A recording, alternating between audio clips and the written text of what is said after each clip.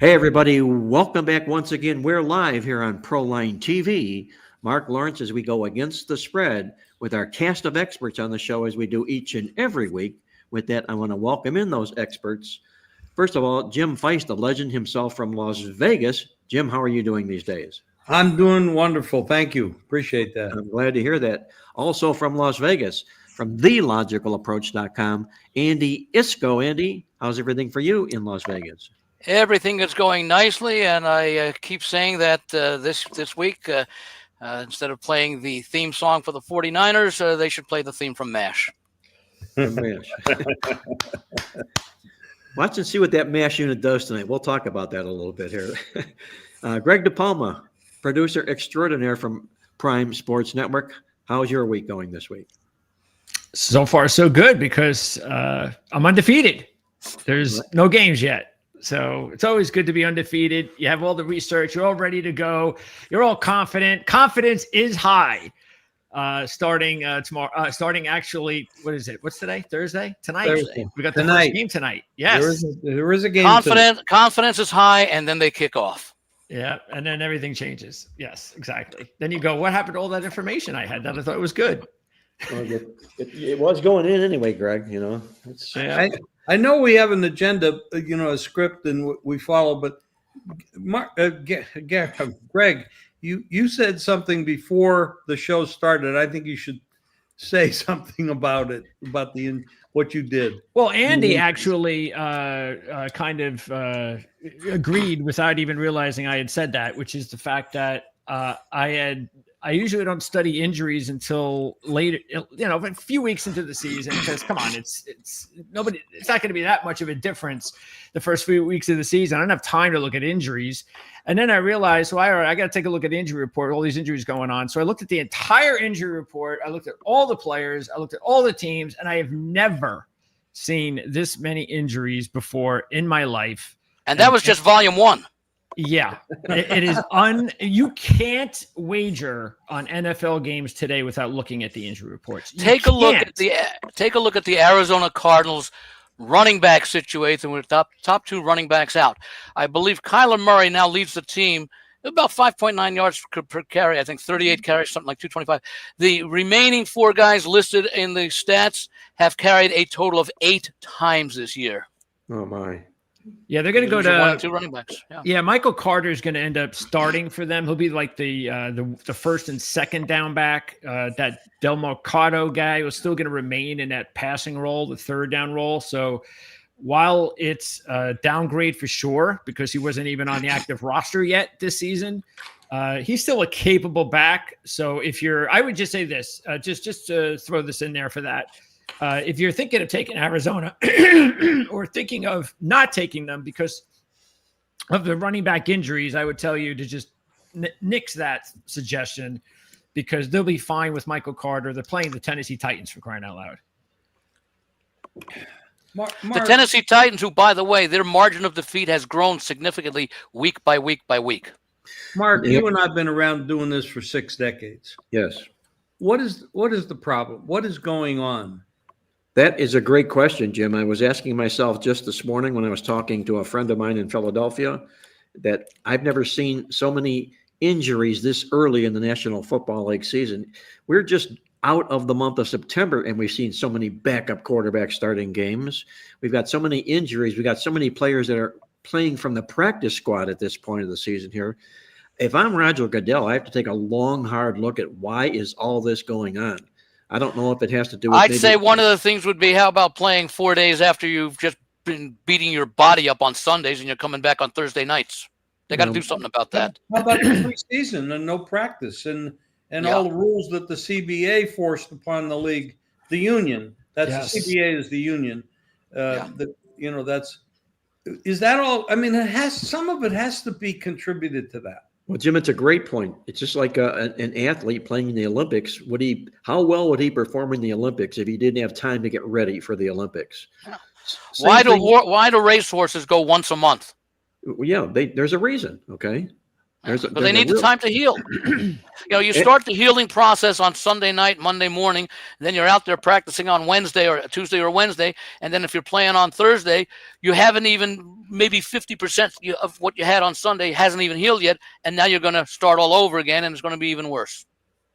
It's incredible. Absolutely incredible. Here, before we get into this, guys, I want to share my I'm just saying segment portion of the show here, only because I just wrapped up the Midweek Alert statistical newsletter, which is just crammed with all kinds of great stats. We can look at the stats and maybe dismiss ourselves from the injuries at this stage of the football season. But here's an interesting situation here. In the National Football League so far this season, we have seen a total of 12 teams, 6 on one side, 6 on the other side, that have 6 of them have won the yardage in every game they played. 6 of them have lost the yardage in every game they played.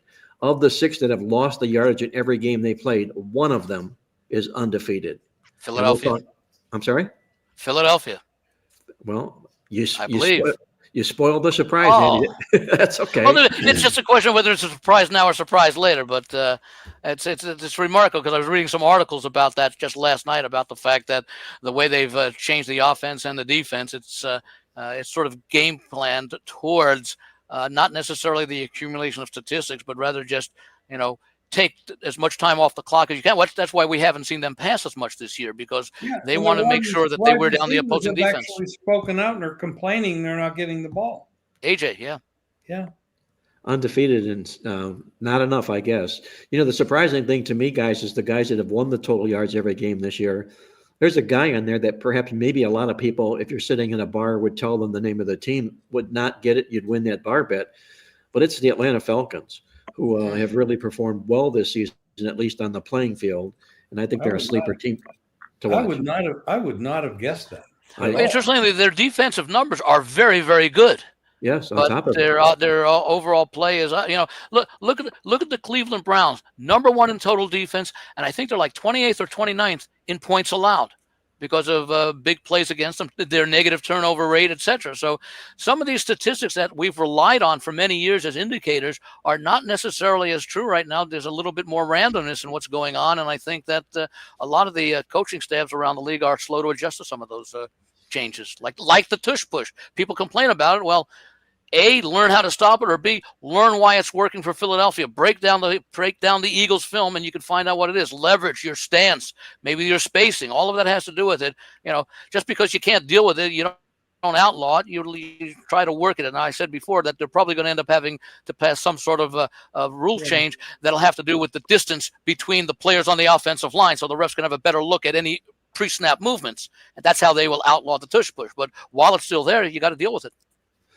Well, guys, let's look at the 3 games we've got on tap to break down in the National Football League this week. We're going to have 2 games and then a featured game. One of our first games on tap is the Tampa Bay Bucks traveling to Seattle in the matchup of 2 teams that I don't want to say are surprisingly good, but Tampa we've come to learn to expect. They're all about winning in Tampa, and it started maybe even a little bit right there or after when Tom Brady left, but they've continued to keep the ball moving forward, the Tampa Bay Bucks have. And they're going to Seattle to take on the Seahawks. Jim, what do you see happens here? This looks like a pair of football teams that could well be in the playoffs by season's end. I think they both are in the playoffs. To me, they're almost equal. Different, but equal. Now, the only thing that I could say about the injury issues, Tampa Bay they have more injuries, and they have suffered through that. Now, they almost came back and got in the game with Philadelphia last week, even after giving up that blocked kick for a touchdown early in the game. But Baker Mayfield has been incredible. And now that their offensive line is getting a little healthier, and I know that Greg stays on top of that pretty well, and he probably could fill in the blanks on this. To me, when I look at this game, it seems like they're almost like identical. I think if they played 10 times, you're going to have 5 wins and 5 losses. They're that much alike. But this is a cross-country trip. Tampa Bay has been more injured.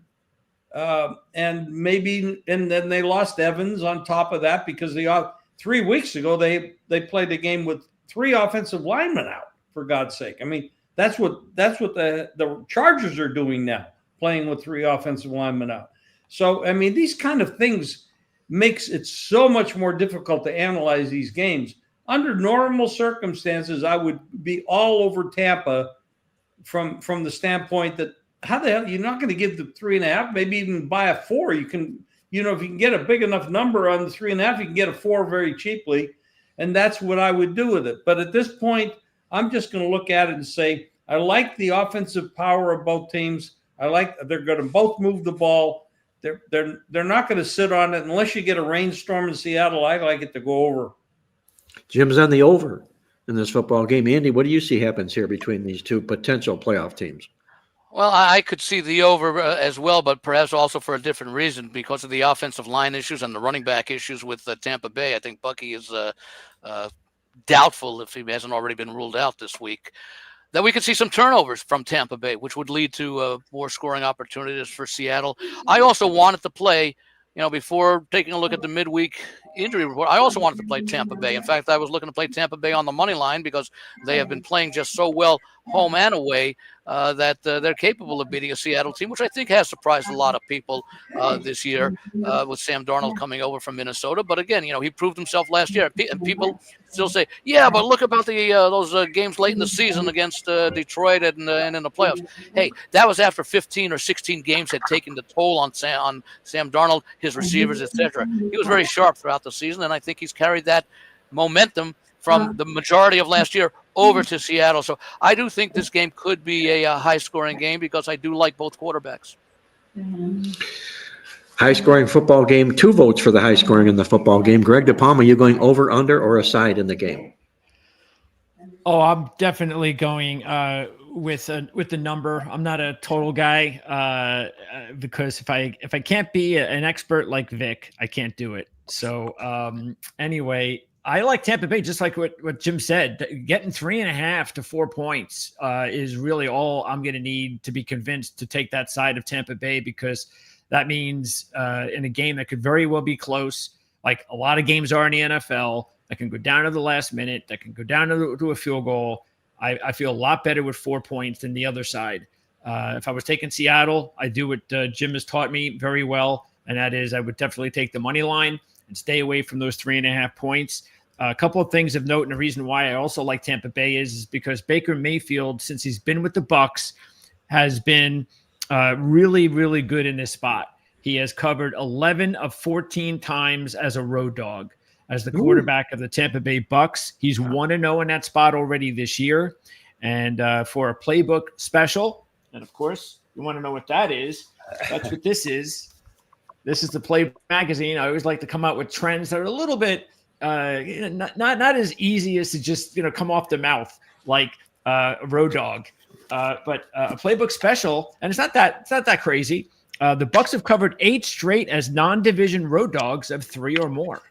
So this is a really good spot for the Bucs as far as the line is concerned. And you were right, Jim. Tampa Bay has more injuries than Seattle. I don't think there's any question about it. Here's their injury list right now, just so you could take a look at it. Oh boy. So let's see. This is where are we? Well, this is all the way to the top. We have to extend some time to the show here, Greg, with these injury lists. Yeah, look at this. There's Dean. My God. Dean may not play. Evans is out. Gaines looks like he may not play. Godwin did come back. Godicke's out of obviously. Bucky Irving. There's no way he's going to play. He was on crutches and a walking boot yesterday. I don't know how he's going to play.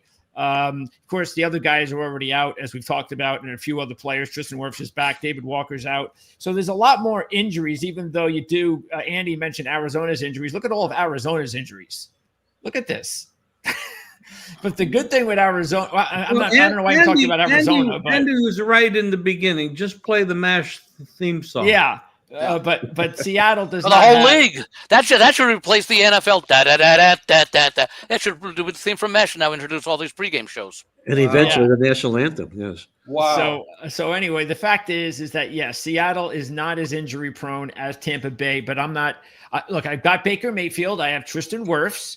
I think Rachaad White is a capable number 2 to fill in for Bucky Irving for a game. Godwin, week 2, after the injury, he'll be better. And the defense, even though they've lost some real key pass rushers, there's still Levante David, there's still Antoine Winfield. So they have enough players that I'm not really too worried about taking the 3.5. I will mention that the Westgate puts out those advanced lines the Tuesday before the games of the week preceding the advanced line game. So last Tuesday, the 23rd, they put out this game with Seattle -1.5 at home against Tampa. It got bet up to 2, then back down to 1.5 when they took the game off the board on Sunday. When they reposted it Sunday night after all the activity during the day, it was actually reposted at Seattle 2.5. And of course, now it's gone up to 3.5. It may have briefly hit 4 at some point, but I would imagine we'll probably see it when these injury reports are more finalized. I wouldn't be surprised if this game closes 4. We seem to have that each week with Tampa Bay, talking about injuries every week they play, and they don't get any better. They seem to get worse as the season goes on, but yet they still keep winning football games. It's kind of a mystery. And that could not only go to coaching, but also Baker Mayfield and his desire to win football games. We have 2 votes to the over here so far. Greg likes Tampa Bay, and I'll make it 2 for 2 on Tampa Bay myself here as well. Mark, I got to say something to you, Mark. Yes, go ahead, Jim. You knew Baker Mayfield would be great when Cleveland cut him. That's why I don't get a lot of sleep at night, Jim. That's a private joke between Mark and I. That's okay. Exactly I saw right. that picture of the jersey that they have now with like 40 different starting quarterbacks since like Bernie Kosar or something that the Browns have been through. Oh my God, and yeah. it has to be an extra large shirt, of course, to fit all those names.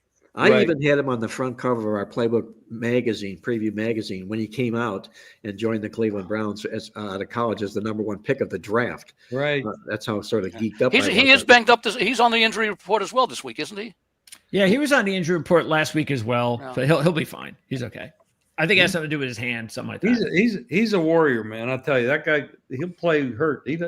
One leg, that's all he needs. And by the way, if I were to play a side, and I still haven't decided, the only side I would play in the game would be Tampa Bay. They're that Remember good. the games when he was with Cleveland and he was banged up there as well, Jim. Yeah. And he was basically playing with one arm, just one arm and one leg. It didn't stop him. You couldn't take the kid out of the lineup. He's ferocious, that's for sure. Yes, he is. And the teammates feed off that kind of energy. Here's a guy willing to sacrifice himself so much, take the hard hit from guys who are 100 pounds heavier than he is. That rubs off on your teammates, and perhaps that's why it explains why a place like Tampa Bay has been so successful. And maybe it started with the impact that Brady had in his winning attitude. This team's won 4 straight division titles and 5 straight 2-0 starts. I think you're right. I think so. Well, one thing Tampa brings into the game, guy, that I like is the better offense and the better defense statistically in the football game. And they just held Philadelphia to a season-low 200 yards in their last football game. So there's nothing flukish at all about this Tampa Bay defense. We know we're going to get blood and guts out of the offense.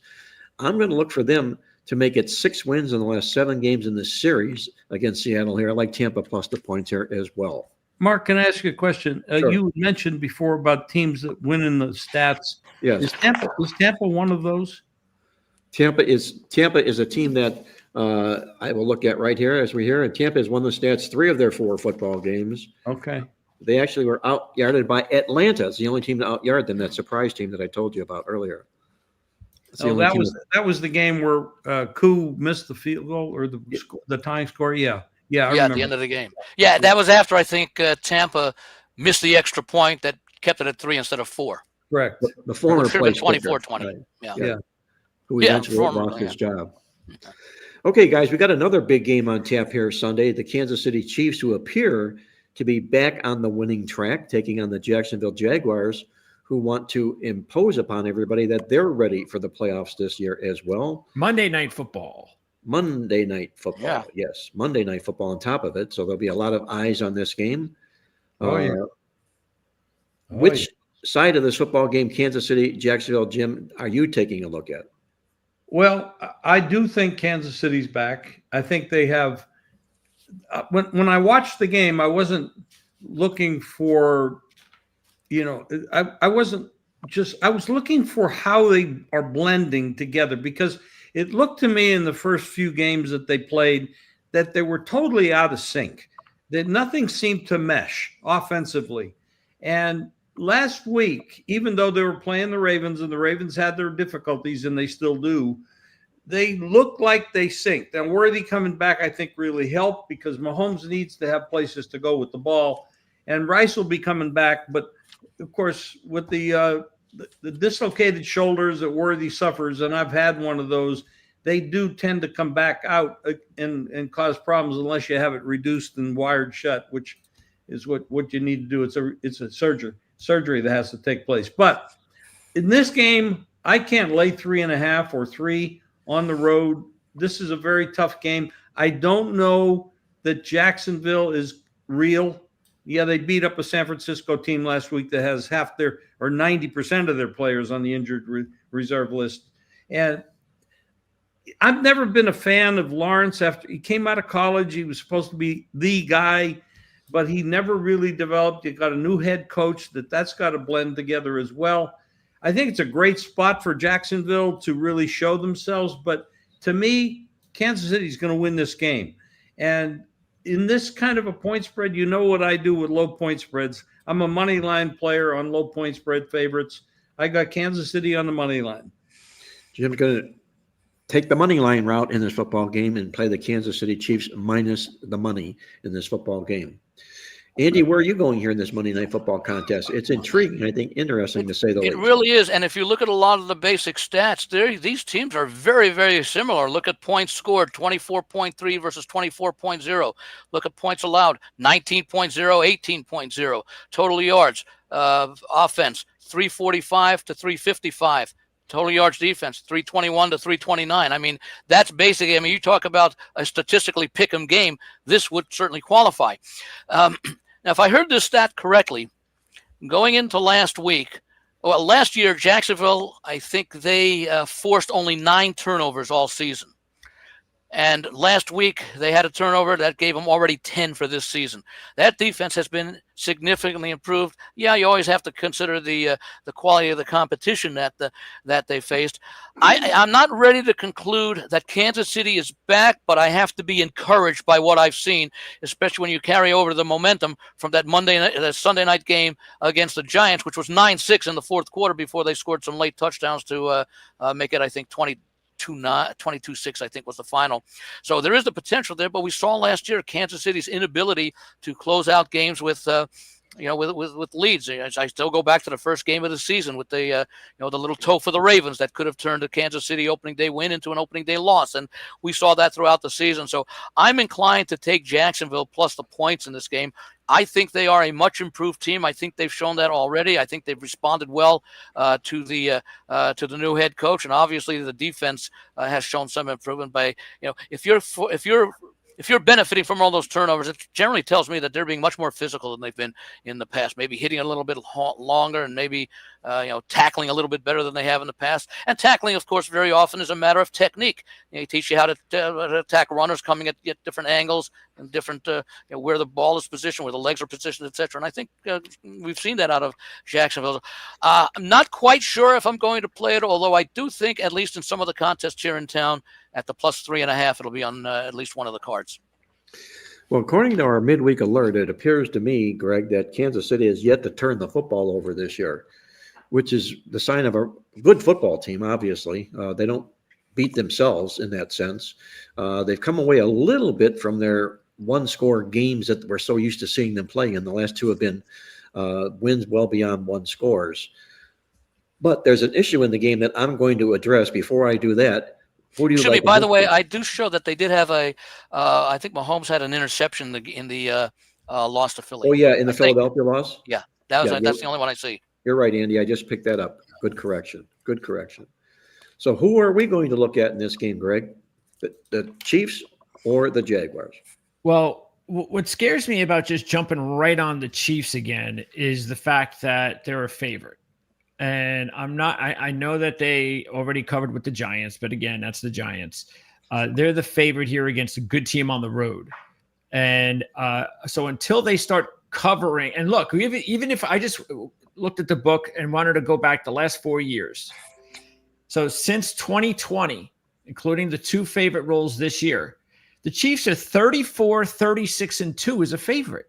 That's basically, it's telling you, yeah, 1 week they cover, 1 week they don't. I mean, you can't get any traction with this team as a favorite. So sometimes they will, sometimes they won't. I kind of agree with Andy. If I'm going to take the game, I'm probably going to take the 3.5, 4. But I'd probably rather figure out a way, since it's Monday night. I'm going to try to, I would want to figure, maybe I'll do this myself, because I kind of think the Chiefs will figure out a way to win, is that I'll try to get like an upset pick, some team that's 2-1 on the money line, parlay that with the Chiefs at -175. That's probably what I'll try to do. But by the way, Mark, before you give us your comments on this game, have you done some research over the last, say, 5, 6, 7 years, how Kansas City does the week following a big game, especially one that they've won? And you have to say that last week's game, despite their 1-3 record now, Baltimore still considered one of the top teams, and we'll see what happens. And we'll talk. I don't know if we're going to talk about that game, but just take a look at who Baltimore's played the first 4 games, and I would challenge any other team to do all that much better than the Ravens have done in going 1-3, facing that schedule that they faced. But any data on how the Chiefs have done under Andy Reid and Patrick Mahomes, coming off of what would normally be considered a potential letdown spot given the opponent that they just played and beat? Well, the problem there, Andy, is identifying a big game. That's sort of up for argument. Well, last year, we're talking the last few years, probably the first place teams in the other divisions, like, for example, the Baltimores, perhaps the Bills, for example, and maybe to a lesser extent, I guess Steelers have been okay, the Bengals in recent years. Well, what I do know is after they battled Baltimore, which is usually fierce battles, Kansas City is 1-10 to the spread the next game after taking on Baltimore. Usually physical games, and it's probably part of what you're alluding to here. How does Kansas City perform in games after prime time or important type football games? I can't label prime time, but maybe there's a formula that I can devise that would identify those types of games with win percentages and so forth and whatnot. But Mark, that 1-10 stat is pretty incredible. Yeah, after Baltimore, it's And by the way, the problem though is that they're not the same Baltimore. And No. you said a physical game. Well, Tony Lombardi, I'm going to interview him at 4:00. He wrote an article covering the team for Russell Street. Great article, by the way. Thank you for sending, Greg. You're welcome. And so basically what he said is this isn't the same Ravens team. They don't play physical anymore. They got issues on both sides of the ball, most likely coaching, and I completely agree with that. So I wouldn't look at it as, because again, those 11 games, it would all depend on exactly, because I hear what you're saying, but I wouldn't look at it as a physical next game, sort of like Detroit game for any, you play the Detroit Lions, any next game is going to be coming down from a physical game nowadays. That's just not the case with the Ravens anymore. Well, the thing with the Ravens, with the Chiefs, is that record may be partially due to the tax you're paying in the point spread, because they are the Kansas City Chiefs, and they've been to all those Super Bowls and had all that success, winning 6 or 7 or 8 straight division titles. So whereas this game might normally have been maybe a 1.5 or a 2 based upon current season performance of both of these teams, now it's over 3 because you're paying for Kansas City, the name in Kansas City. Now, the other thing I'd point out about this game, Mark, and you probably will have some comment on, I don't know, but this might be Jacksonville's only nationally televised game of the season. Oh, and speaking about that, they're 1-6 in their last 7 Monday night games. And Andy Jacksonville? Yes, and Andy is correct. It is the only primetime game of the season for the Jags, who have not played well on Monday Night Football lately. That's, by the way, the question I would have, because Jacksonville's been a good and a bad team. Of those 7 occurrences, how many of them were when they were bad teams versus the rare seasons where they were good? And I use this analogy all the time. It's the old thing. Well, Tampa Bay's 1-37 when the temperature's below 36 degrees, when they used to go up to Green Bay as division rivals. Well, Tampa Bay was like 1-37 against in many of their 38. Again, that's a bit extreme, but the point is, it's got to be taken within context where, 1-36, or let's say they're 5-32, whatever. That has to be taken within the context of how bad ways were they in the games when the temperature was above. And I'd say their record wasn't that much better than when they were a lousy football team. Well, Jacksonville will have a primetime game when they go to London in 2 weeks to take on the Rams. They'll have the spotlight. That'll be London's primetime game. Yeah, London's. It'll be 6:30 here and 9:30 where you're at. Yeah, exactly. Mark, what do you think about this game? I think you probably have a beat on this. Yeah, I have a pretty good feeling about the football game. I don't think Kansas City's completely back yet. I know having Xavier Worthy has really helped Patrick Mahomes out a lot. He needed some desperation help at the wide receiver position, and that's good for him and good for the team. What I'm concerned about here, though, is what works forever in the National Football League, and people can poo-poo this till the cows come home. The bottom line is it works year after year after year, and it's the defending Super Bowl losing teams that find themselves as road favorites in a non-division game the following year. That's the role that Kansas City's in this particular game. And if they happen to take on a team, an opponent that has a winning record, in the 18 times it's happened, they've only lost to the spread 3 times, or only won to the spread 3 times. Those defending Super Bowl losers have won only 3 of 18 games to the spread in a role that they'll be in this particular game. Well, there goes my money line play on Kansas City. Well, my only thought here, and it probably isn't in the database because it hasn't occurred, how often was Kansas City with this kind of record coming in over the last 6 or 7 years in that situation? It's an early, it is, and obviously what you say makes a great deal of sense, Mark. It's I would want to know how many of those are early season games, say games 1 through 6, versus later in the season where they're going up against a non-division team that we know has established itself as a good team because they have a winning record. Well, you can attribute all of this, Andy, to the fact that look at their record. They are a Super Bowl loser who is struggling this season, and hence they're 2-2. Is that a surprise? Now, did you say a non-division opponent? Yes. Taking on a non-division. So that could be an interconference opponent, but it could also be a fellow team in the AFC outside of the AFC West who's looking to take down the guys who won the conference last year too. I think what it generally says is they're taking on an opponent that they're not all geeked up for, it, that being a division opponent, where they're maybe not going to give or find that 100% max effort. That they usually give. That's probably what plays into all those numbers.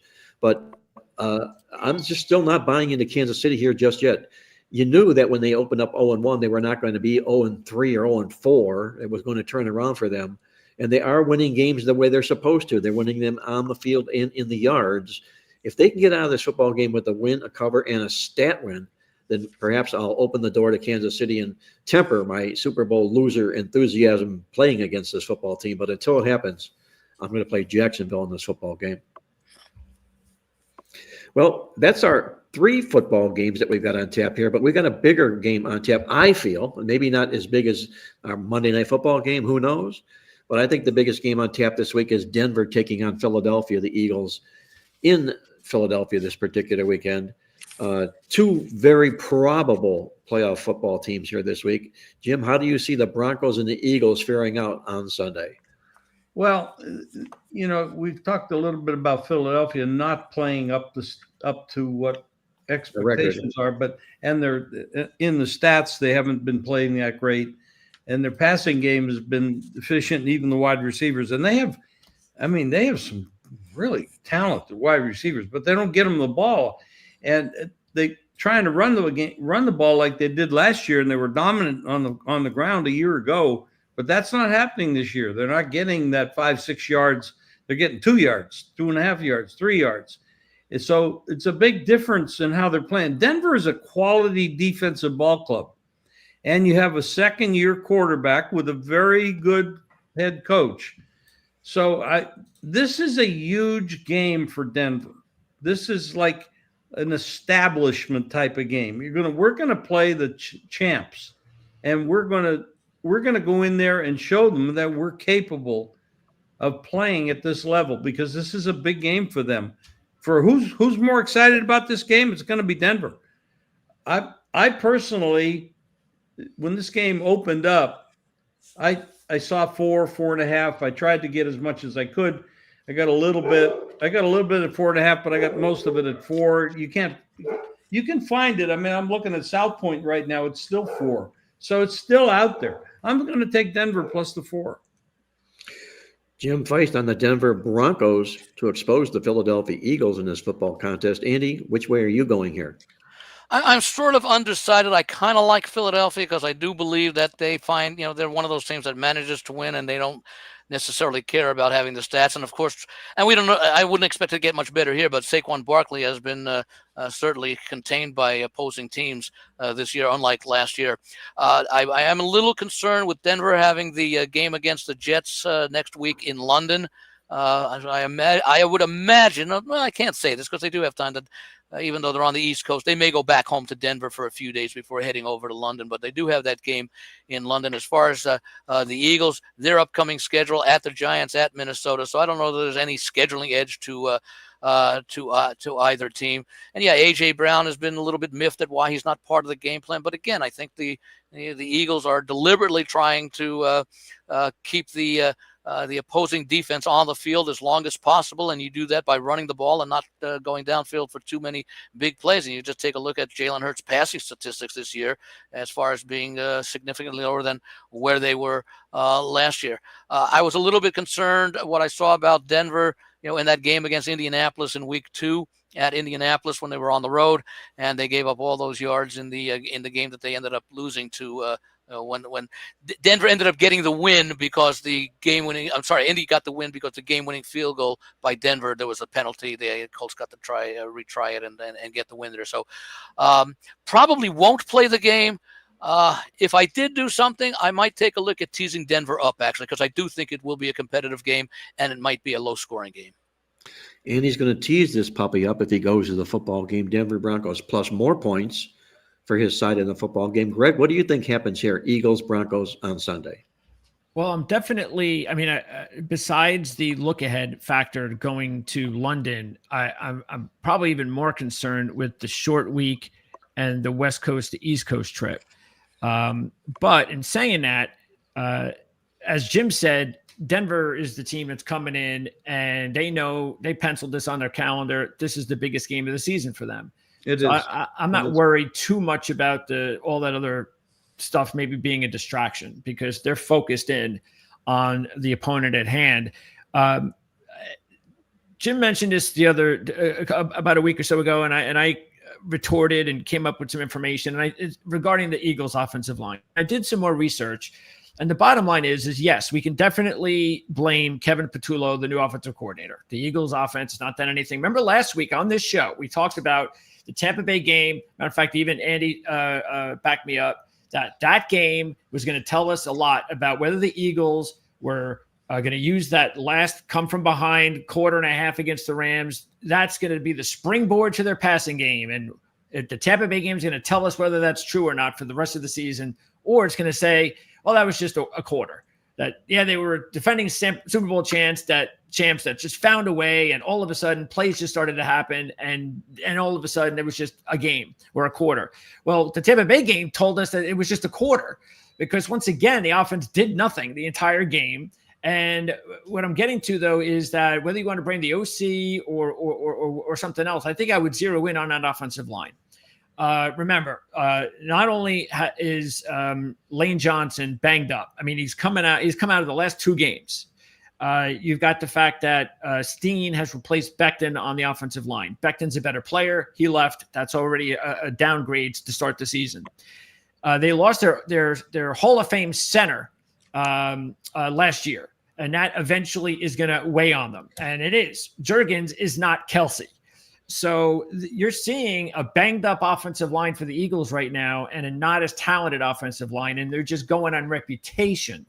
And so that's, I think, one of the biggest reasons that the Eagles has not really been able to open up holes for Barkley and have not been able to pass the ball, as well as having a new offensive coordinator. I'll throw that in there as well. But I guess to pick the game, I take Denver.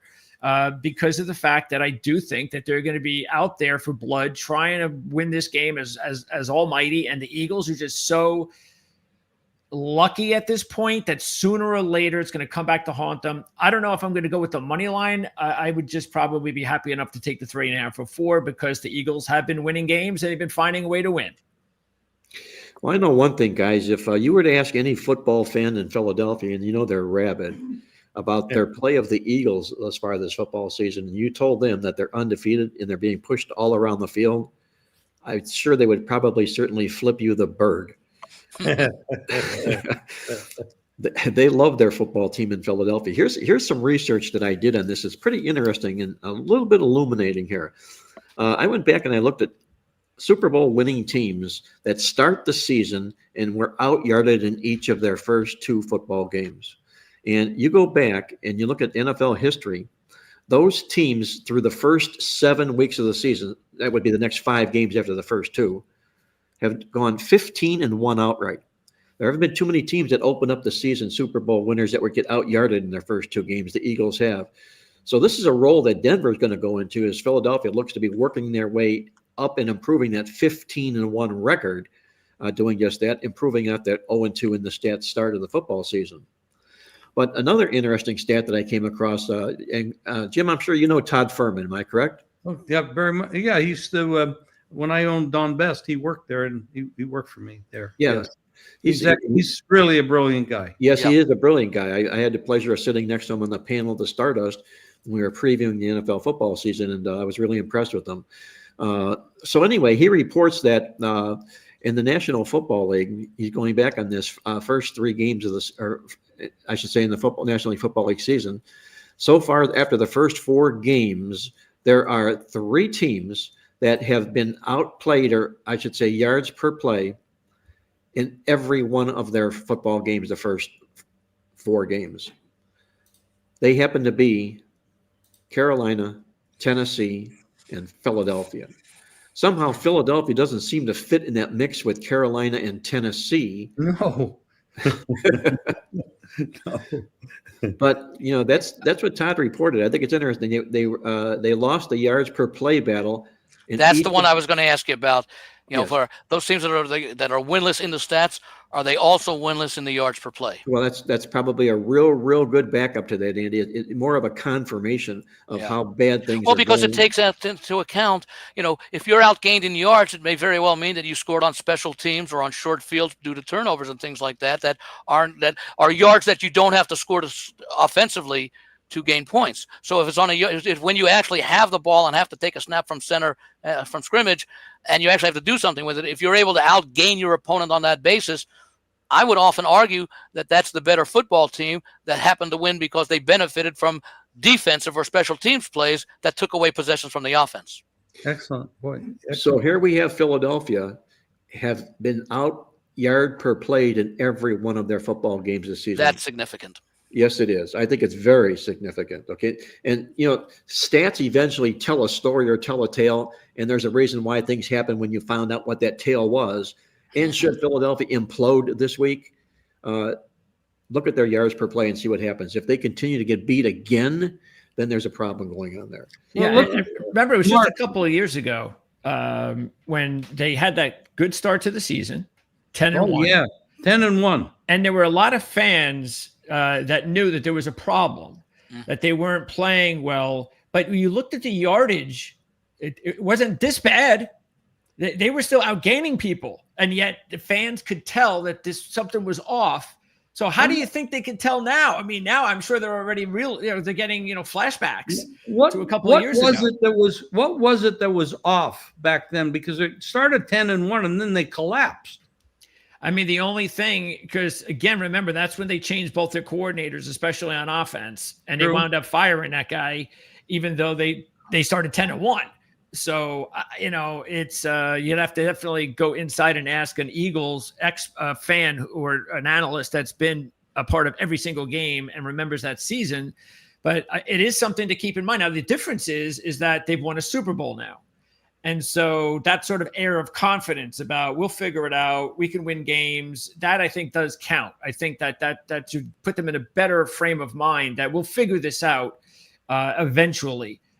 So I think that's something, because wouldn't you rather, even if, let's say Baltimore was 4-0 right now and had played like they've played, I'd still feel a lot more confident with the Eagles because they've won a championship than I would with the Ravens, who don't know how to win a championship yet with this group.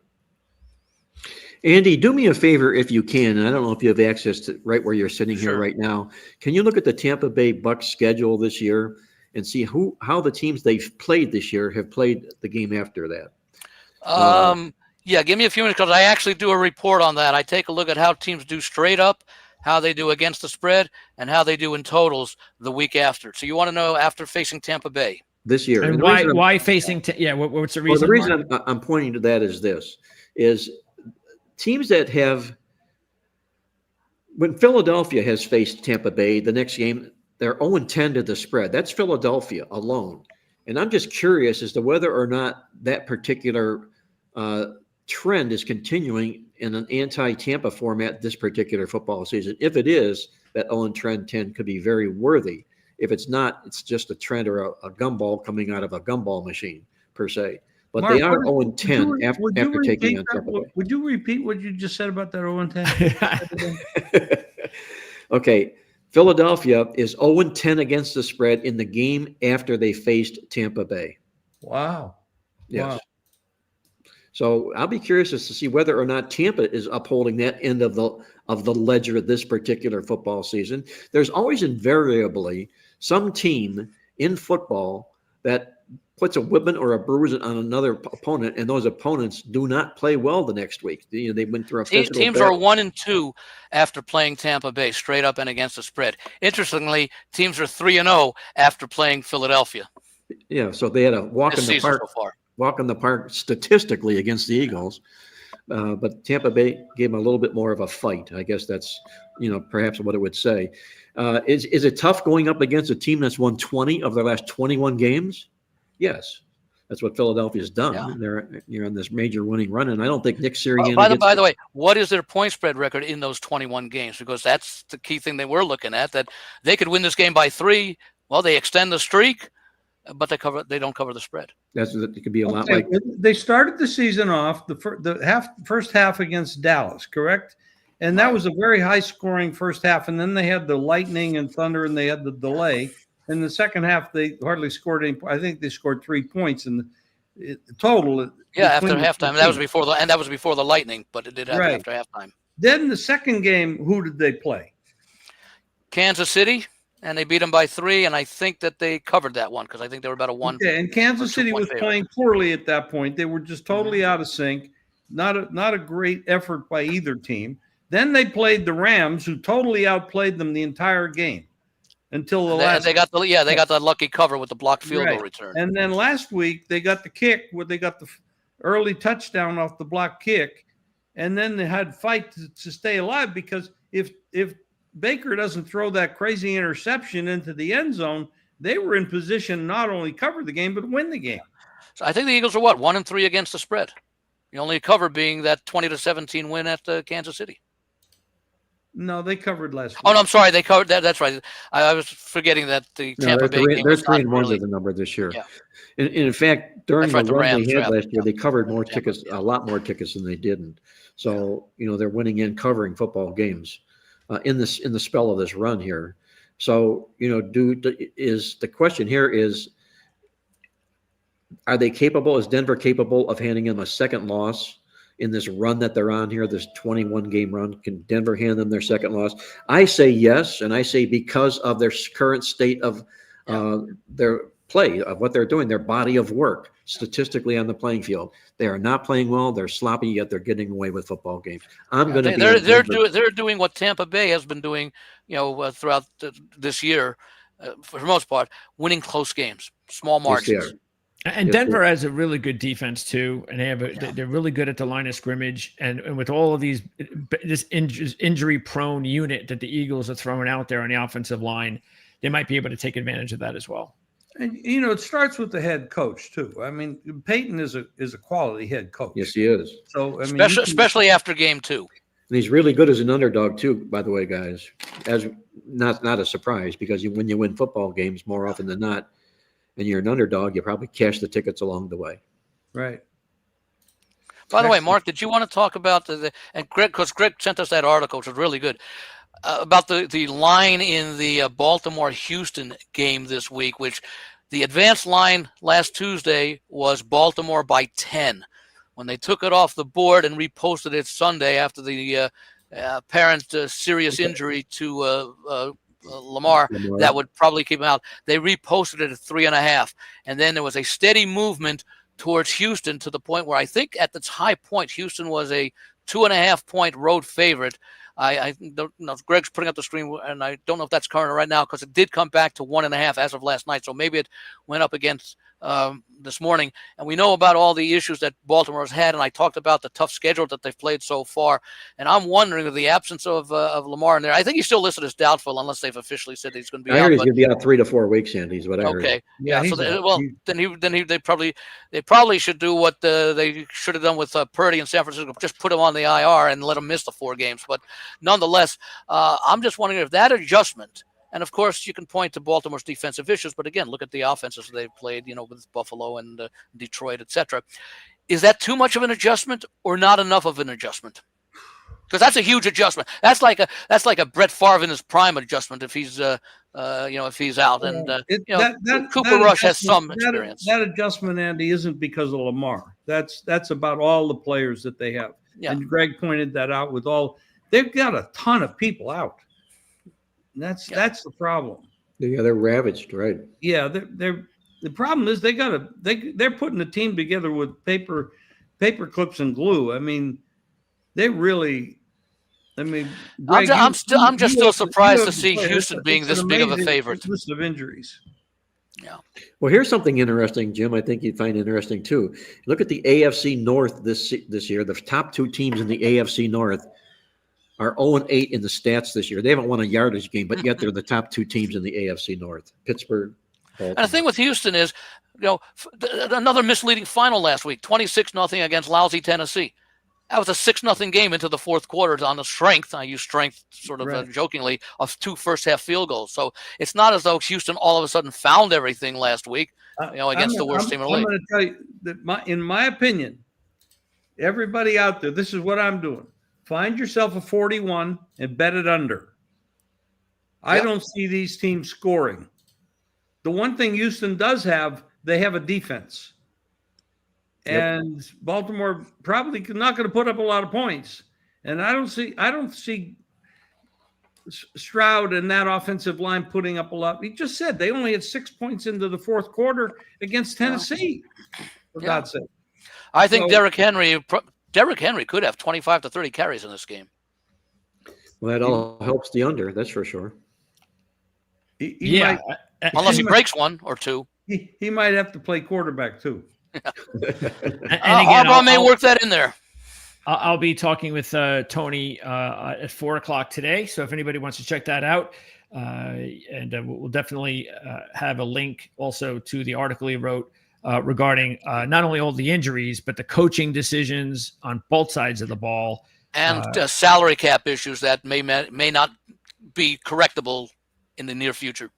Yep, that's also something that they're going to have to be dealing with, because remember, we were talking about this the other day, Jim, and that is that all teams are so concerned, and rightfully so, about they get to spend a lot of money on quarterbacks, and it takes up a lot of their salary cap space. Well, what about other positions like the offensive line and things of that nature that helps the quarterbacks? And if you're the Baltimore Ravens, I know they're never going to do this, but if it was me, I'd be like, look, this is not working. So either we have to get a whole new coaching staff, because obviously the front office isn't going anywhere. They've done a really good job for the most part. But we either got to get a whole new coaching staff, or we have to go ahead and let another team give Lamar Jackson $75 million. And let's use that money elsewhere and spend a draft pick and get a quarterback and try to find a quarterback that won't buckle under the pressure in the playoffs. I mean, that's the way I would have to go. Here's what happens when the media takes over and you want to have stars that you can promote.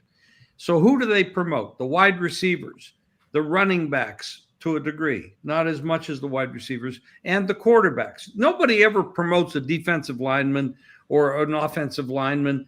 They treat them like they're a dime a dozen, but they're not a dime a dozen. They're actually really critical. The problem here is we're paying too much money. And Doug Krasarian said this in one of his podcasts, or I don't remember, it was a conversation with me, but I'll give him credit for that. They got to learn to stop paying all this money to the quarterbacks and start supporting them with the offensive line. Books have been written about this. This is all media-driven, ownership-driven. Their egos. They want to have the best quarterback and the best wide receivers, and they talk, but they can't talk about the offensive line. Nobody even knows their names, for God's sake. But they are critical. I'm wondering if some of these organizations will start taking like the baseball model that like the Oakland A's do. You get a guy and he's under that 4 or 5 year contract for the first few years of his career. The quarterback, you develop him. Maybe you get 2-3 good seasons out of him. His value goes up. Then you trade him for draft choices, and you start the process all over again. So you're not spending the huge amount on the second quarterback, but you're developing another one that'll give you 2-3 good years, and then you go on and do that again. Yeah, but Andy, aren't you always more continuously developing, doing that? But you can be winning at the same time. I mean, we've seen a lot of these quarterbacks, take teams deep into the playoffs in their first 3 to 4 years in the league, which is the goal. And then they require the big contract, and they don't get that second contract. They get it somewhere else. Now, the NFL is, and I'm not complaining. I love the NFL. I've always loved the NFL. The NFL right now is a B league. B. That's with a boy, a B league. And some of the teams at the bottom, like Tennessee, is really a D minus, like a dog minus. You don't award Fs, I guess, Jim, huh? No. Well, F. I don't want to use F because I might have to use another word, and I don't want to. But its problem is we're not building these teams from the ground up. We're trying to take it from the top down, and it doesn't work that way. You can't take a kid out of college as a number 1 draft choice like Johnny Manziel, and say, okay, now we're going to become, you've got to build the team. It's a grassroots. You got to build it from the ground up, offensive and defensive lines. Especially offensive lines, because they're protecting the most valuable commodity on the team, and that's the quarterback. So you don't want a rookie coming in there with 3 new offensive linemen. Well said. Couldn't have said it better. Absolutely. What's interesting is they've had all these rules. That was their priority of the NFL the last 10 years. Is what we're going to do. As we see it even with special teams now, with the whole changing of you can't do onside kicks now unless you tell the other team it's coming. And all these rules to help to make sure that these players are safe.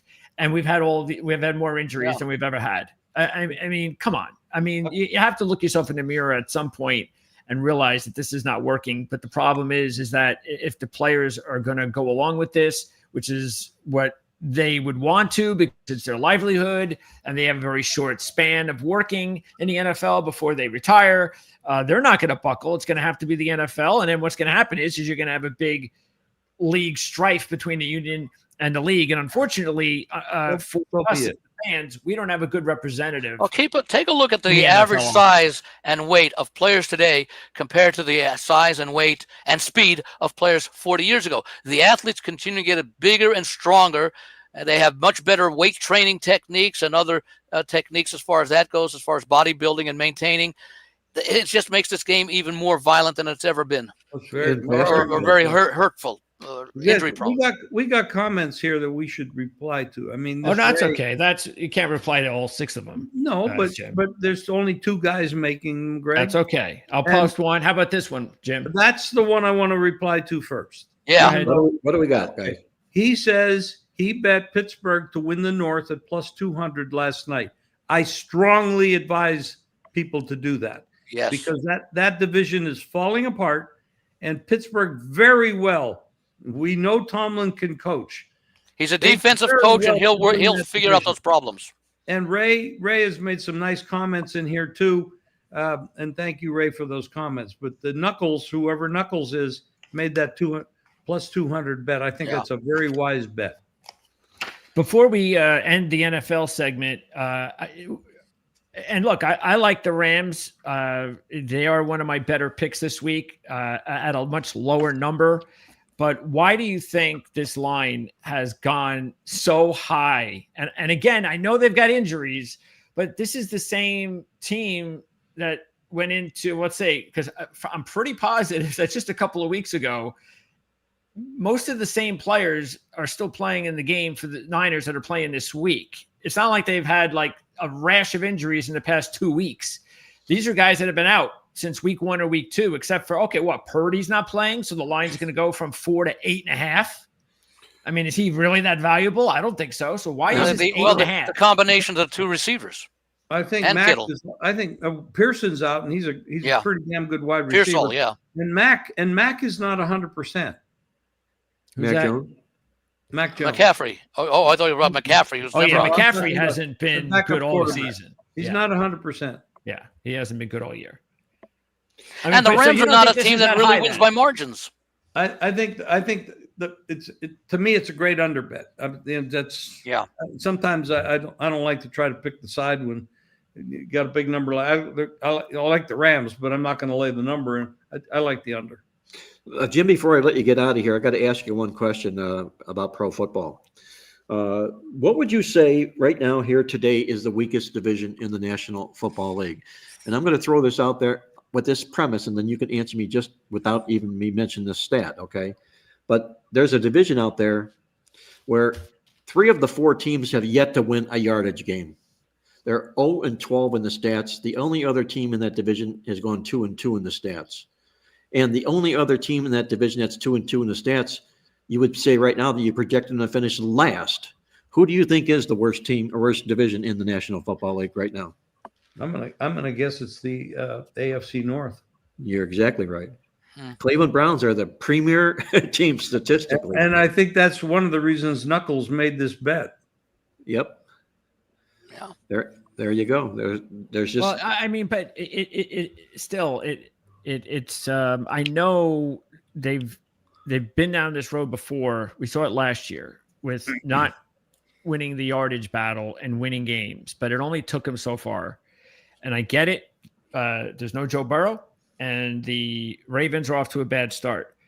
But I don't know how much longer this can go on with the Steelers with winning games like this. well, they're phony as hell themselves. Pittsburgh is. That's what I'm saying. But they've been winning games for years. He's never had a losing season. He must be doing something right, Tomlin. Well, so that's the thing is that I think if they win this division, they probably win this division at like 9-8. He could win at 7-9. Yeah, I mean, he doesn't have to have a winning oh record. my lord! I mean, I remember in the beginning of the it's happened season, this was one of the before. top divisions in the league. Yeah. This looks to be a dumpster fire. Yes, it does. Well, I still would. Where are the Ravens in this? What is Unless their you're number? really afraid of the Browns. If you're afraid of the Browns, that's different.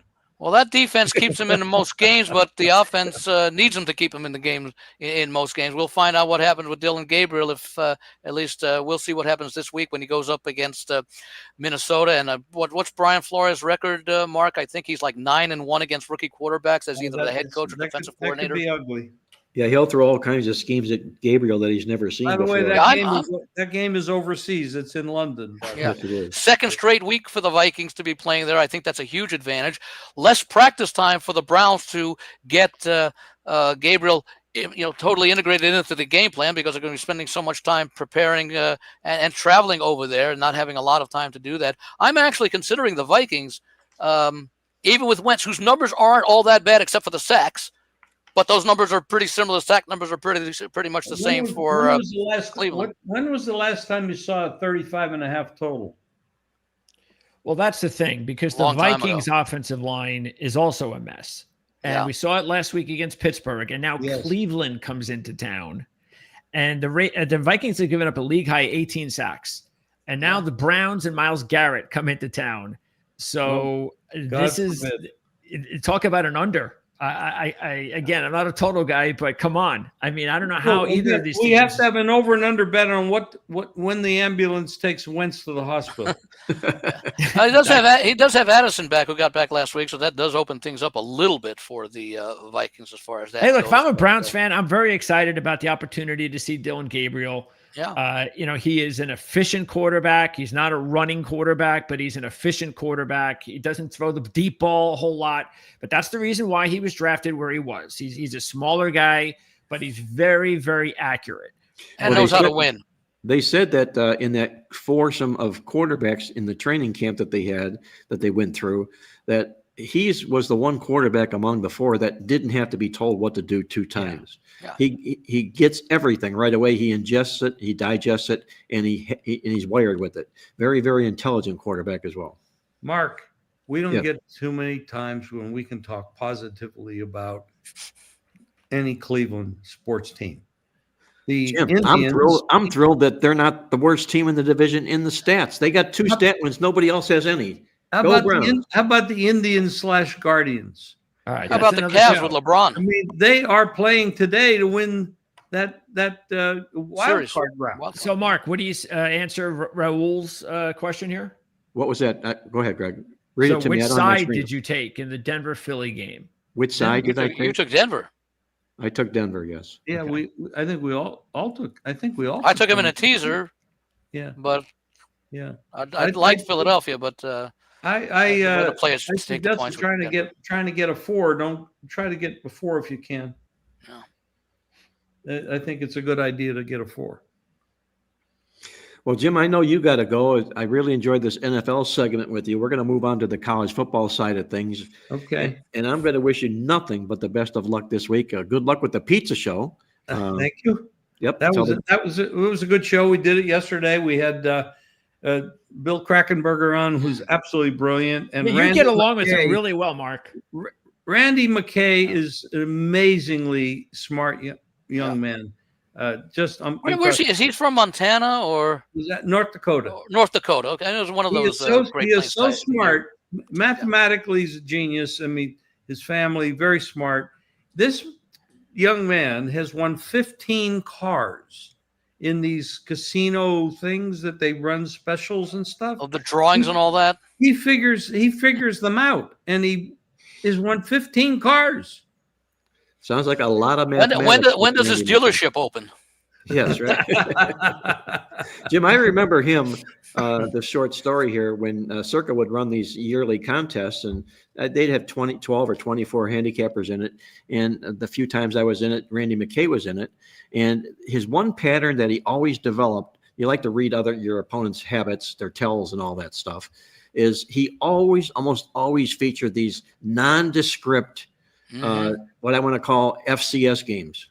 He went into the weird teams that, you would never, ever had a handle on, and he aced them and he murdered it. So, it sounds like he's really a strong mathematical genius. He's a very, very intelligent young man. And not only that, when he does that, Mark, he's concentrating on games that maybe 5%, if even that, of the wagering public even knows are being played. You always talk about specializing. Now the limits are less in those games, but if you're winning at that high of a percentage, you can compensate for that for what you can't play because you're winning at a higher rate because he has the better information or the better analytics than, certainly than the bookmakers and certainly than anybody who's betting on the other side. I would not book his bets. Let me just put it that way. Well, that's probably the biggest testimony you can give to a person that's in our industry. Right. And I won't book your bets, Jim. In fact, I'm going to let you go make bets. Okay. Okay. You guys take care. Thank you very much. Thanks, Jimmy, have a great week. Thanks for joining us. That was himself, the legend Jim Feist from Las Vegas, the first half of our Against the Spread podcast. We're going to move on, and I want to remind everybody out there that if you haven't hit the subscribe button, please do so. Ring the bell while you're there. And if you have any comments, please leave them. We'd love to hear from you on the show here. We need to get more subscribers to the show. We've had comments from subscribers that as good of a content as you guys have, you don't have enough subscribers. So anybody that tell them to watch the show and hit the subscribe button. We would really, really appreciate that. Now let's go over to the college football card this particular week. And before we begin there, Andy, anything that you want to call out that maybe people aren't aware of that you've seen happen or witnessed so far in the college football season? Well, we've started to learn more about some of these teams that we thought were, powerhouses and coming back a little bit. I've not been overly impressed by Texas this year, despite all the hype that came, surrounded them coming into the season. Arch Manning's having a decent year, but I don't think the kind of year that a lot of people projected for him. I wouldn't be shocked, Mark, if they got ambushed at Florida, a very talented team that had not been playing well. They lost, 3 straight games. Maybe the one to South Florida, which was their last home game, was somewhat surprising. The next 2 losses weren't that bad. Florida State was flying really high, and then, of course, they went down into Virginia and ended up losing that game for their first loss after outscoring foes by like 100-something points in their first few games. I'll be curious this week. The game that I'll be interested in is the Vanderbilt-Alabama game. it's very interesting because, and I wrote this one up in my newsletter this week, that that you were replacing Nick Saban, you're replacing a legend, so the bar is very high as far as not even meeting it, but approaching what he did. And they're 4-0. They outscored everybody by 120 points in his first 4 games as head coach last year. That 4th game being the home underdog win over rival Georgia. And the following week, they go down to Vanderbilt laying 23.5 points. And I don't think Vanderbilt trailed at any point in that game. And they pulled that monumental upset. It was the first time Vanderbilt had beat Alabama since 1984. And in 1984, it was the first time they had beaten, that Vanderbilt had beaten Alabama since 1969, a team coached, by the way, by Bear Bryant back in 1969. And now they're returning home, a revenge game, because remember, that was their first loss last year. It ended, they ended up 9-4, including, I think, a bowl win. And that was their worst record since Nick Saban's first year when they went, I think, was it 6-7, I think, in 2007, I believe his first year at Alabama. So he didn't really endear himself to the fans after that loss and the few that followed. Interestingly enough, they were laying 23.5 on the road last year. They're laying 10.5 on the road, basically a little bit less than half as much at home against a team that clearly they have much more talent against. This is probably Vanderbilt's best team in the last 25 years. But I'll be interested to see how competitive this game might not be. Is it form for Vanderbilt that wins out here because they are true to their numbers? They're playing every bit as good as their undefeated record is. Or will revenge be a big factor for Alabama? Can they go out and extract that revenge? I think it's a different coverage, but I think if they were to lose this game, DeBoer's seat would get very, very hot very, very quickly. Very, very quickly. We were going to do the Texas-Florida game. I'm going to scratch that here, guys, and we're going to cover 3 college football games. Greg, did you want to say anything about Texas and Florida before we move on? Andy's right about that, but we will find out if the running backs who were injured, their top 2 running backs, Baxter and Wisner, they're supposed to return for the game, which is very important because the running game, having 2 really good backs, their top 2 backs out, has hurt the balance of the Texas offense. So I think that's going to be important to find out if that's what was missing from Texas's offense. But yeah, I agree with Andy. It's a game that could definitely go away from Texas, but Texas needs to get going because next week they play Oklahoma, even though there's no John Mateer, but still, I completely agree. Texas has not shown us anything so far this season. This will also be only their second road game after playing at home several weeks. The previous one was the opening game against the 14-7 loss at Ohio State. I'll say this one thing about the game before we move on to the 3 games we're going to share with our audience out there is that we all know the hot seat Billy Napier lives on these days, and he would be long gone in the rearview mirror if it wasn't for the buyout contingency in his contract. And the question is, at what point do they eventually eat that, pay him the money, and make a whole new start there? If he loses this game, maybe it happens here. But the one thing you have to keep. By the way, before you continue, we have seen more coaches fired mid-season, early in the season this year, than I can ever recall. We sure have. The patience wears thin in the world of college football these days because of all the money they spend. But the athletes. The Billy Napier thing is this, guys. As a head coach in conference games, whenever his team has had a losing record 5 times, he's won and covered the spread all 5 times. That's what's going to be his role here against Texas. Now, is there an upset in the making? Billy Napier on the hot seat. We're going to find out real quick about that football game. By the way, both teams off buys. Yes. So no advantage there. Both teams. But there's one thing I'm going to, maybe I'll wrap it up with just saying, because I got a really great just saying stat here I want to share with everybody. And it involves a pretty good football team that I've been on since the beginning of the season. I know a lot of the college football world, if they haven't, they're on their bandwagon right now because they're hotter than all get out right now. And I'm talking about the Texas Tech Red Raiders. And the thing that I caught doing the newsletter this week is this. Texas Tech, this is what I call a ladder game or a step ladder game. If you look at Texas Tech's body of work this football season here, the points they've scored have gone down every game. The yards they've gained has gone down every game. They started the football season scoring 67, then 52, 45, and 34 points. They gained 698, 591, 552 and 484 yards. So they're stepping backwards each and every game. And now they're going to go into Houston to take on the Houston Cougars, of which, Greg, you and I both are big Willie Fritz fans. Let me ask you, Greg, could this be the first taste of defeat for Texas Tech this season? I don't think so, because Houston, as much as we've been behind what Fritz has done, and this is his best team, he's only been there a second year. The fact is that they haven't played anybody. And they were down late to Oregon State last week. Very fortunate to win that game. And now they By the way, one of the teams that Texas beat very handily earlier in the year, Oregon State. Yeah. So this is going to be one of those situations, I think, where it's just going to be a little bit too much competition. Texas Tech Texas Tech hadn't played anybody either, but then they went to Utah and just blew out. Yeah. A quality Utah team on the road, which was very impressive. So I think that means something. And Texas Tech also has something going on. And this is with McGuire as head coach and pre-McGuire, that whenever they're coming off a bye, they are one of the best teams in college football for many years. They're 14-2 against the spread after coming off a week off. So I don't know what they do down there, but whatever they do, they sure get those players ready. And they don't party too much, I guess, on their week offs down at Texas Tech, down at Lubbock. But yeah, I just think it's a step up, too much of a step up in competition for me. It's a lot of points, though. I'll say that. The other thing is with Texas Tech, I'm not surprised that they show the declines that you talked about. Here's their schedule: the first 3 games at home, Arkansas Pine Bluff, one of the weakest teams in the FCS universe.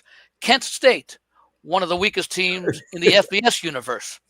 Oregon State, not nearly as good as we've seen them in the past. And I'm not going to say, look, Oregon State is closer to Kent State than they are to the team Utah that Texas Tech handled pretty easily. So I'm not surprised about that because of the way the schedule is set out. I would have been surprised if they had not taken the pattern, because the quality of competition when they went from Arkansas, Pine Bluff to Kent to Oregon State got a little bit better incrementally each week from the opposition, because they weren't as bad as the team that they played the week before. And then when they went up to Utah and really won that game convincingly, that has me a reason to pause as to, do I really want to go against Texas Tech in this game? I too like Willie Fritz. I too like Houston, but I'm just a little concerned, especially with that time off and the start of conference play. Well, they played Utah, of course, before that, but I think they played conference games the rest of the year. I don't think of any non-conference games. That I think that with that extra time, they've been pointing towards this game, and they, based upon the fact, I'll be interested to see if they broke down the film of their game against Oregon State and Houston's game against Oregon State and found. Well, that's a great point, Andy. You bring out there that look at their strength of schedule here. The first 3 games, when they piled all these numbers and all these stats up, were against. For arguably, for all intents and purposes, against a junior high school, a high school, and a JUCO college. Yeah. Played absolutely nobody. Yeah. So they did go to Utah. Very, very impressive wins. We're going to find out whether or not they're for real moving forward. If they had gone to Utah and won the game 24-21, that would have been a nice win. But what they did up there, they made Utah look like maybe a 3-year JUCO school. They look like Utah State, right? And it was also, again, very important, even though it was home and away, it was a similar opponent. And Texas Tech annihilated that similar opponent. And Houston had to struggle to go to overtime with it. So there is that. Oh, and Utah, that was something too that I remember when we went over that week. One of the things that I mentioned on my show was, if you look at Utah, we needed to find out how for real their offense was, because they had brought in a New Mexico offensive coordinator, a New Mexico quarterback, and their first number 1 wide receiver on the team currently at Utah was New Mexico's wide receiver. So would that play, as it did play in non-conference play, would that play in the Big 12? And apparently it does not. Mark, what would you think about laying or taking the points with Houston in the first half, figuring they're going to get off to a good start and they could probably hold their own with Texas Tech, and we don't know what happens after halftime? Well, that's a good thought, Andy, because the question is, can they sustain or hold up for a full game against Texas Tech? Or would you be better off, taking advantage of them early on in the football game taking the first half as opposed to the game itself. Yeah. I don't bet first halves, but I think your point is an excellent point. I think it should be. First halves and I don't do that either, but I thought a really good first half play was the Memphis FAU game because Memphis was coming off the win against Arkansas and FAU the week off. And sure enough, it was, I think FAU actually led at half. I think it was 17-16. Yeah, something like that. Yeah. So now again, I still didn't bet it, but I said, hey, if you want to do this, do this. And I feel the same way about the one game that we want to talk about, and that is the Virginia game, because Virginia is coming off the biggest win the program has had, and we don't know how long. And now you just got to wonder, will it take them a little while to get going in the first half? You might just say, you know what? I don't think they're going to get going at all in the game. That it was such a big win that Louisville's a good enough team. It's a road game, and Louisville's going to handle Virginia. They're just not going to be able to come back down to earth, or they will come back down to earth after what happened. So that's the thing to keep an eye on. But I just think, and by the way, Louisville was a popular play against last week when everybody was on Pittsburgh. Yeah, and the thing, and keep in mind too, if you want to bet that Pittsburgh game, Desmond Reed, who is their best player, Pittsburgh was undefeated, went to West Virginia. Desmond Reed gets hurt early in the game.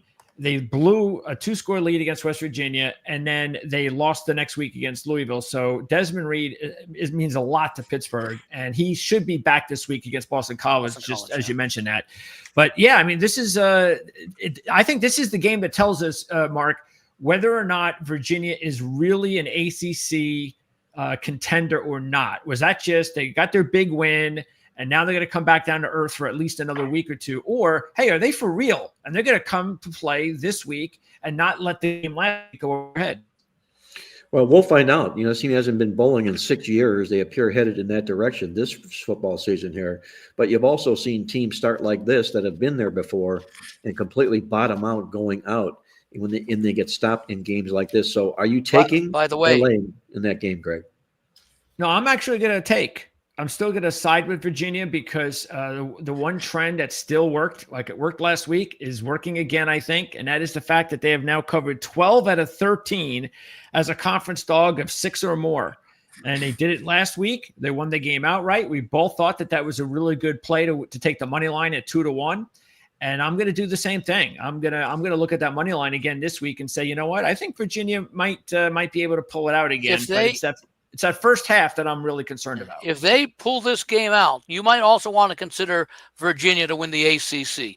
Here's the reason why. They don't play an underachieving Clemson team. They don't play Miami. Here's who Virginia plays the rest of the way. Non-conference against Washington State, at a struggling North Carolina, at Cal. That might be their most difficult game of the remaining schedule. I like Cal this week against Duke.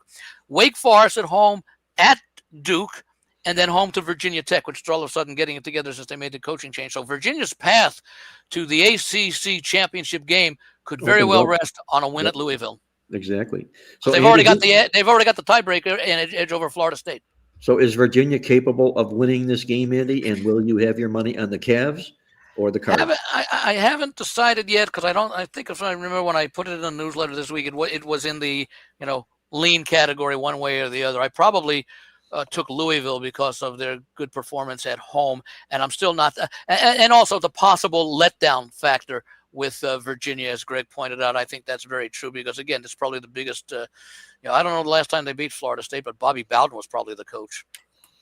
Well, the one thing I did, guys, is since the inception of overtime in college football, I created a subset of teams that play in overtime games.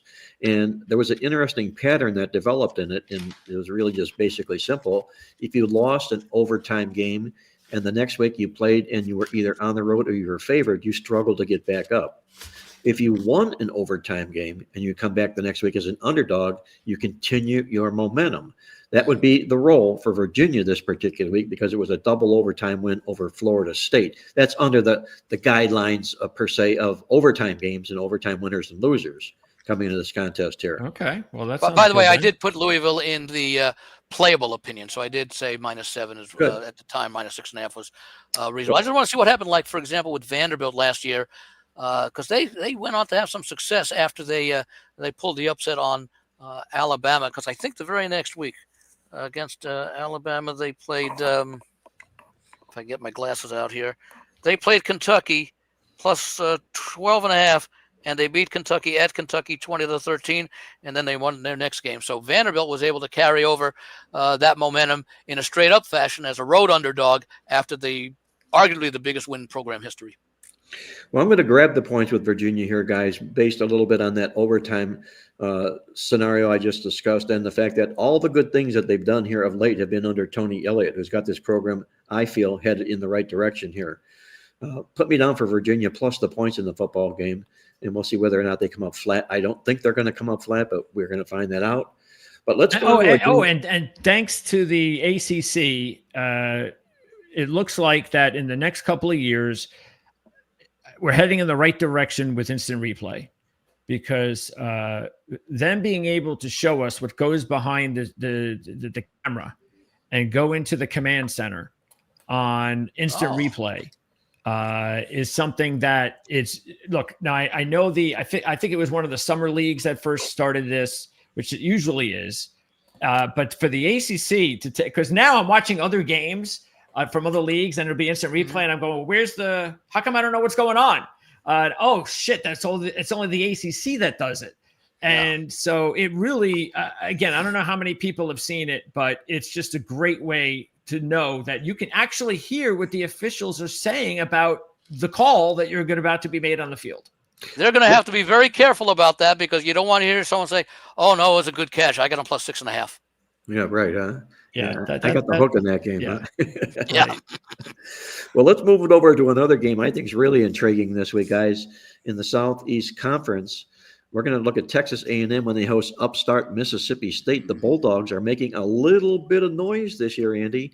What do you think about the Bulldogs' chances when they go to College Station? I don't know that I will play the game. I am considering it, but the side I'm considering is clearly Mississippi State. I mean, they have shown great improvement. Not much was expected of them. And I think, it's Elko's second year at A&M, and I haven't seen much of an improvement, and maybe even a slight decline, especially defensively. So I think that's a very big number. Does A&M have the talent to put a whipping on Mississippi State? Yeah, but Mississippi State is one of those teams like a Vanderbilt, playing with great confidence, off to a good start, and looking at this as a nice challenge for them. So let me see, who are they coming off of in their last game? Mississippi State, was that the Tennessee game? I think the overtime game. Yeah, the overtime loss against Tennessee.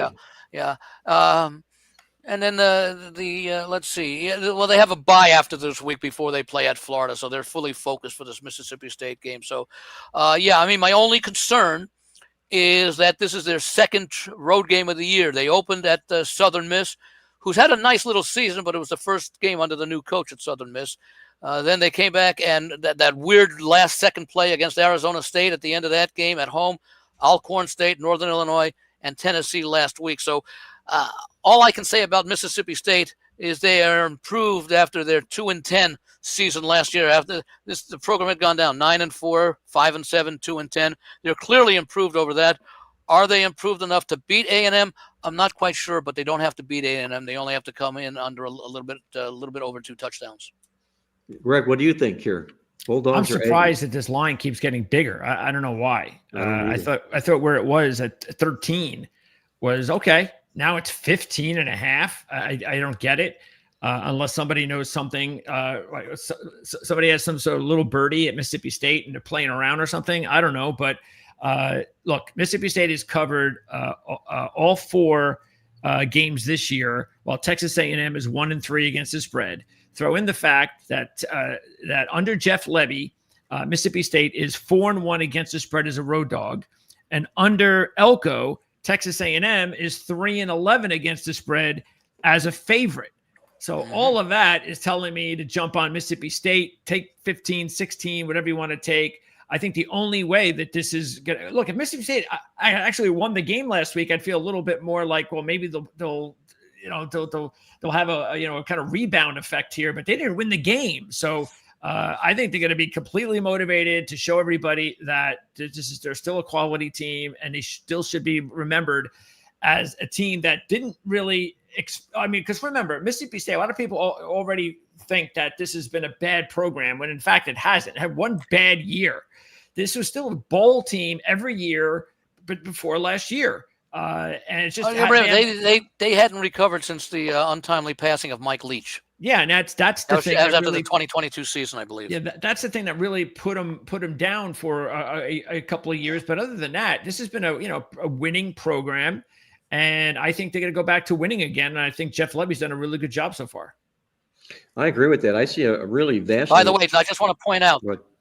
before you go, I just want to point out, Mississippi State has a bye next week before heading to Florida, Texas, Arkansas, Georgia. A&M's schedule, they they play Florida at home next week. Then they're at Arkansas, LSU, and Missouri. So tough games coming up for both. In fact, they both play Florida next. Only that Mississippi State has a week off, so they can be fully focused on A&M, where A&M might be spending part of their time. It's Mississippi State, and we're hosting Florida. Maybe they're putting in a few things for Florida while Mississippi State's just looking at A&M this week. What I'm looking at here, guys, in this Mississippi State football team is maybe too much of the obvious. And, the saying, beware of the obvious, always beware of the obvious. But I'm enamored with what this football program is doing this football season here. You take a look, just do comparative numbers this year, last year. Offense up 8 points a game, up 54 yards a game, and defense up 153 yards a game. I don't know who's the defensive coordinator there or who's taken over here, but other than that overtime loss to Tennessee, they play some pretty staunch defense. That was the only stat loss they've had thus far this football season here. And I'm like you, Andy. I think it was you or I can't remember, you or Greg mentioned about Elko. I don't think he's really delivered the package that they signed him up for. He come in and had some pretty big shoes to fill here, but disappointing shoes. He took over for Jimbo Fisher, who the reason they let him go is because they don't feel that he delivered the goods. Elko is following the same path, although it's only early in his second season. Exactly right. I think even though I'm taking Mississippi State to cover the game, I still think so far, and I think last week was definitely not what you wanted to see. I mean, they struggled to hold on to beat a team that they just shut down in Auburn. That game should have been a blowout, not a one-score game in the fourth quarter. But so far, this Texas A&M team has delivered. It's a short sample size, but going into Notre Dame and beating Notre Dame was a monumental victory for the program. But beat them twice in 2 years. Yeah, can they keep this going? That's the trick. And last week was disappointing. So hey, if Mississippi State pulls off the upset, and I don't even think that's strange to think of, considering how poorly Texas A&M played last week against Auburn, even though Auburn has a much better defense. Then I think that we can talk more about, things aren't really going Mike Elko's way. But so far, I think we have to give him a little credit for what he's done this season. He's been impressive to the extent that he caught Notre Dame after Notre Dame had lost at Miami and had 2 weeks to prepare for A&M, whereas A&M was coming off a couple of easy games, but they did not have any bye week to prepare for Notre Dame, and Notre Dame was playing that game to avenge last year's loss. So, yeah, I give Elko a lot of credit for that start to the season. My concern about the Aggies is they've been a good dog. The only time they were a dog, they won outright at Notre Dame. They've been favored 3 times this year. They burned the money all three times as a favorite. And you're laying a pretty healthy number here to a team I think that's on the come right now. So you can put me down for Mississippi State in this game. And guys, let's wrap this up with our featured game of the week. And we got a beauty on tap here this week. Why not? All eyes will be on this rivalry matchup when Miami of Florida travels to Florida State on Saturday. Greg, what do you think happens here? Hurricanes, Seminoles. I'm actually, even though I liked Virginia last week against Florida State, that had a lot more to do with Virginia than Florida State and the matchup and the timing. So it wasn't like I was not like I thought, well, Florida State's a fraud. No, it had nothing to do with that. And I say that because I like Florida State this week. I think that, I think part of it was looking ahead to this game. I think that probably hurt them. So, I think it's interesting that everybody was wondering about Mike Norvell's job security, and then he comes out and he wins the big one against Alabama, and that quiets everybody for about a month, about a few weeks. And then, of course, last week they lose to Virginia, and now everybody's wondering, when are they getting rid of this guy again? So I think this is going to continue for them all season long, especially if they lose on Saturday. But I actually like them. I think Miami has had some big wins so far this year, but I'm not so sure Miami is the type of team capable of keep winning big games. I think sooner or later they're going to lose one of these games, and I think this is a perfect setup for them to lose this game. It's going to be an awesome atmosphere. This is going to be the best matchup, I think, that we've seen of both of these teams at this level in a while, and I'm looking forward to it. And I think every point matters, which is why taking 4.5, 5 points. I think that's I'm very grateful to be able to take that much. Andy, what do you think of this rivalry football matchup? Dog Well, or favorite? I like the schedule that Miami has faced so far. Of course, they've all been at home, and that's one of the concerns here. Notre Dame, nice win. Bethune-Cookman, take nothing out of that, slaughtered. South Florida, well, they got a South Florida. I think South Florida, if I remember, weren't they coming off the upset of Miami? Two Miami upsets, Boise State. Boise State and Florida, I believe. Yeah, they were coming off. And then, of course, Miami beat Florida 2 weeks ago. They do have a bye. They did have a bye before this game at Florida State. It's been an interesting series. And, Mark, you probably have all the numbers, but I think it's been sort of like either home or road dominated the last few years as far as the winner goes. And, of course, last year, Miami beat a downtrodden Florida State that, they were still, I think, feeling the after effects of that perfect season. That wasn't last year. That was a couple of years ago. No, it was last year. The undefeated season 2023, where they didn't get invited into the playoff. Florida State's win against Alabama is looking a lot better the way Alabama has played since then, especially with that win Alabama had at Georgia last week. East Texas A&M and Kent State, not much. And then in their first trip on the road to Virginia, they got more of an effort, more of a battle than they thought. And, of course, they lost that game, trailing most of the way. But a lot of people were on Virginia last week, so maybe that wasn't a surprise, and maybe they knew more about Virginia than a lot of people who just looked at Florida State. I kind of like Miami. I think that Cristobal has been justifiably criticized throughout his coaching career, but I think he's got such a great talent and such good numbers this year. I probably won't play the game before it kicks off, but I might find some spots during the game after I watch, say, the first 8 to 10 minutes that may give me some idea as to which team may be a little bit better prepared for the opponent and get involved there. But I do lean Miami just because, again, I think they faced overall. They overall faced, I think, a better set of competition, although at home, although Florida State has the most impressive win of the two teams over Alabama. When I look at this matchup, guys, this reminds me of kind of like the old rivalry games in college football. You can always count on them there. They're always there every year. You had rest, you had revenge, you had look-aheads, letdowns, everything like that. All the ingredients for a real, real good rivalry handicap. And I think it fits into this game here as well. You take a look at what was mentioned here earlier about the series itself. The underdog has cashed 8 of the last 10 times in the series.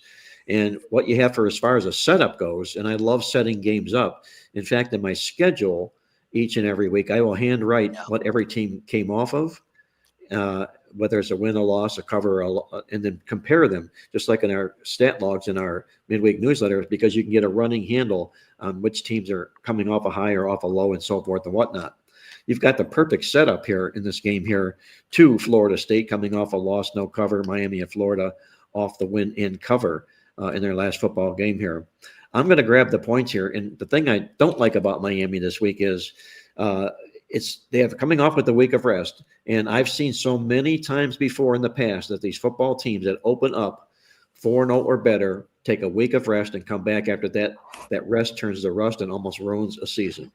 You have a 5-0, what I call fat cat here in Miami of Florida. That's explained in our Smart Box in this week's Playbook newsletter. 5-0 fat cats and what they're all about. That's what Miami is here, a 5-0 fat cat laying points into a rivalry here, a rivalry situation here. Give me the points with Florida State.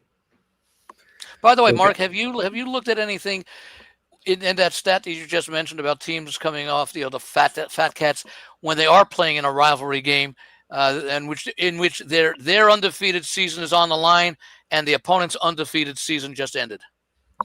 That's a great point because oftentimes more than not, you involve what we call bubble bursts when a perfect season has been ruined.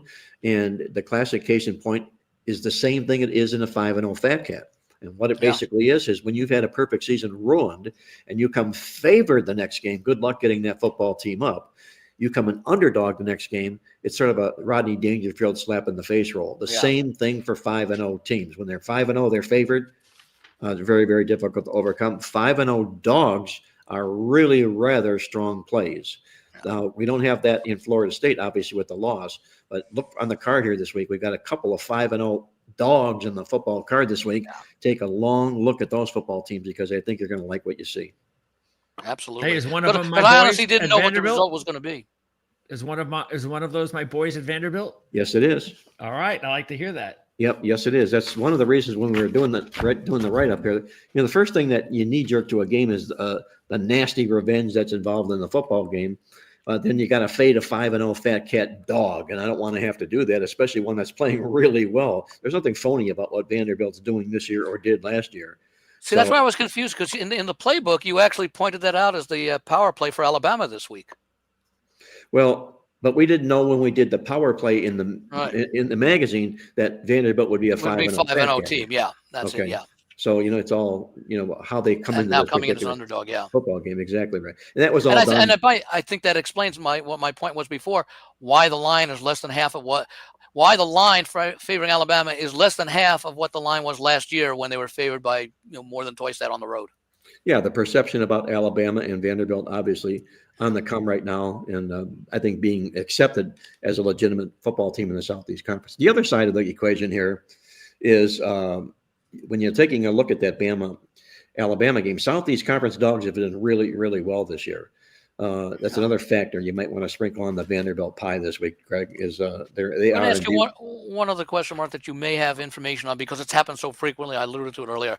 How have teams historically done the first game after the coach is fired? We saw it work with Virginia Tech. Baylor covered last week after Gundy was fired, even though they lost the game.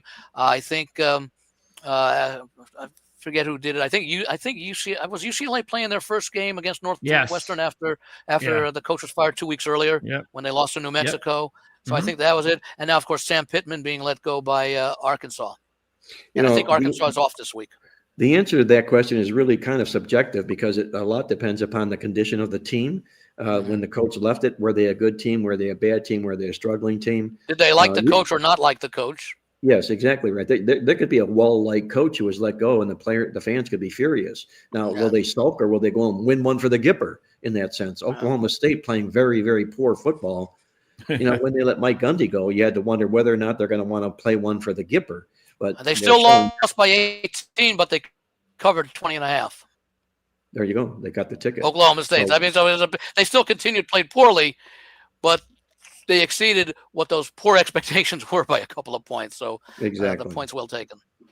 Well, guys, we could talk about the college football card up until the games begin on Saturday. But we'll talk more about it tomorrow. Don't forget to tune in at 2:30. Yeah, you and I, Greg, are going to get together tomorrow, and we'll review the football card as we usually do every Friday on the ProLine TV network. Tune into that. A lot of good sight in the handicapping. And Greg always has a nice dog or two that I've got my pencil ready to find out exactly who that's going to be. Yeah, we hit two of them last week, both you and I. We had Virginia, and I forget who the other one was. But yeah, we hit 2-2-1 money lines last week, so we'll try to do Illinois, that again maybe on Friday. Maybe Illinois against USC. Yes, I think Mark, you had Illinois, didn't you? Yes, I did. Winning that game, yep. And I had Hawaii, so I know I had that one. But yeah, you had that one. You had Illinois. By the way, surprise, USC didn't cover as a road favorite. Mark, what about the game this week with Air Force and Navy? The big rivalry, and I know it's a big number, but that loss to Hawaii, it could have been look ahead, but Hawaii was playing like a 6th straight week, and they were playing in altitude, and they led that game against Air Force wire to wire. Now, I think that speaks for itself, Andy. It tells you exactly what Air Force is all about.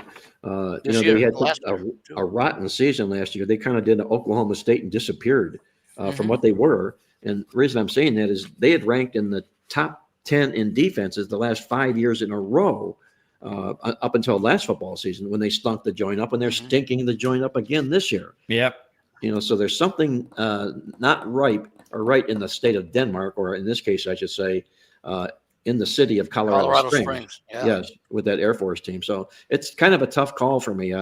if this game would have got to 20, Navy minus 20, I'd be telling you all about how That's a little too high. military dogs get. Yeah, I think Well, actually Troy Navy, Calhoun's been here 19 years. Maybe it's wearing a little thin.